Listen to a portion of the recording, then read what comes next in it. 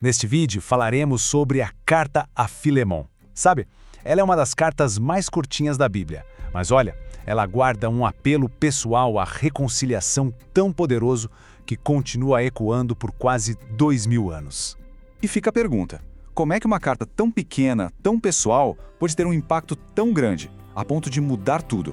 Isso aqui não é só uma história antiga, não. É um verdadeiro drama, sabe? Cheio de risco, que fala sobre perdão, sobre dívida e, principalmente, sobre transformação. Para a gente poder mergulhar nessa história, a gente precisa primeiro conhecer os três personagens principais. As vidas deles se cruzaram de um jeito assim, super dramático. A gente está falando de um escravo, um apóstolo e um mestre. O primeiro deles é o Onésimo. Ele era um escravo lá de Colossos que, num ato de puro desespero, resolveu fugir do seu mestre. E a coisa era séria, porque, para piorar a situação, é bem possível que ele também tenha roubado alguma coisa de Filemon antes de ir embora. E quem era o mestre dele? Era Filemon, um líder cristão super influente lá em Colossos. Para se ter uma ideia, a casa dele era o ponto de encontro da igreja local. E ele tinha se convertido ao cristianismo por influência do próprio apóstolo Paulo. Ou seja, era um homem de fé, uma pessoa de posição na sociedade. E fechando o nosso trio, temos Paulo. Ele era a grande autoridade espiritual por trás de tudo isso. Mas tem um detalhe, ele escreve essa carta numa posição de extrema vulnerabilidade. Ele não estava livre, não. Ele estava preso em Roma, mais ou menos ali entre os anos 61 e 63 d.C. E é exatamente aqui que a história dá uma virada totalmente inesperada. A fuga do Onésimo para aquela cidade enorme que era Roma acaba levando ele a um encontro que literalmente ia mudar o destino dele para sempre. E isso tudo nos leva ao grande dilema da história. Vamos entender a sequência. Primeiro, Onésimo foge de Filemon em Colossos. Depois, lá em Roma, numa reviravolta incrível do destino, ele encontra justamente Paulo, que estava na prisão. E aí vem o ponto mais importante de todos. Onésimo se converte ao cristianismo com Paulo como seu mentor. Agora, Paulo se vê numa encruzilhada. Ele precisa enviar Onésimo de volta, mas de que jeito? Ok, vamos analisar isso mais de perto. A forma como Paulo monta o argumento dele é, sério, uma verdadeira aula de persuasão. Ele escolhe o caminho de apelar para o coração, em vez de simplesmente dar uma ordem de cima para baixo. E essa escolha estratégica de Paulo é fascinante. Pensa bem, ele tinha toda a autoridade como apóstolo para simplesmente ordenar que o Filemon fizesse a coisa certa.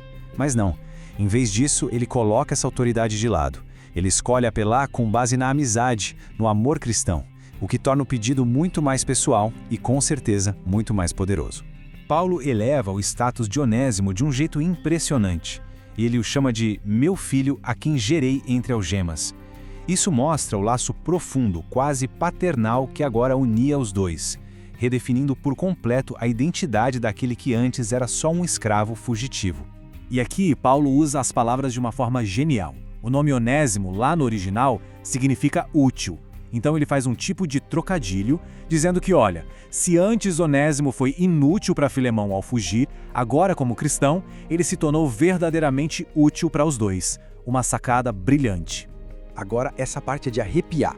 Paulo faz uma oferta inacreditável. Ele se oferece para cobrir do próprio bolso qualquer prejuízo ou dívida que Onésimo tenha causado. Ele diz com todas as letras, coloque na minha conta. Ele basicamente se torna o fiador de Onésimo, assumindo toda a dívida dele. Mas Paulo, com muita sutileza, também lembra Filemon de uma dívida muito, mas muito maior. Ele dá um toque, lembrando que Filemon deve a ele algo que não tem preço, a sua própria salvação, a sua própria vida na fé. E todo esse apelo, toda essa construção, leva a um ponto central. Aqui está o coração da verdadeira revolução que Paulo está propondo com essa carta. Pela lei romana, não tinha discussão. O status do Onésimo era bem claro. Ele era uma propriedade, um objeto que pertencia a outra pessoa. Ponto final.